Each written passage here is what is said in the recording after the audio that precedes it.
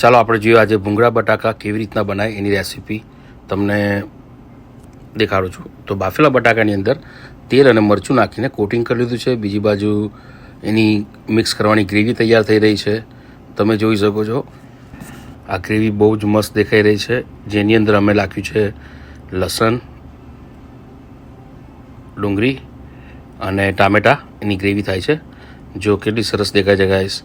એની અંદર મીઠું નાખાઈ ગયું છે સ્વાદ અનુસાર, ઉપર લાલ મરચું નાખ્યું છે અને એને પ્રોપર મિક્સ કરવાનું છે, જેથી કરીને તમારી ગ્રેવી પ્રોપર શેકાઈને એમાંથી તેલ છૂટું પડે ત્યાં લગીને શેકવાની રહેશે.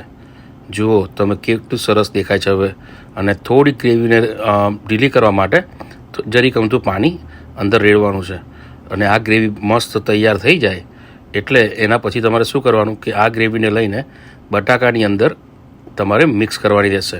ખાલી મેક શ્યોર કરજો કે તમને દજાય ના, અને બી કેરફુલ.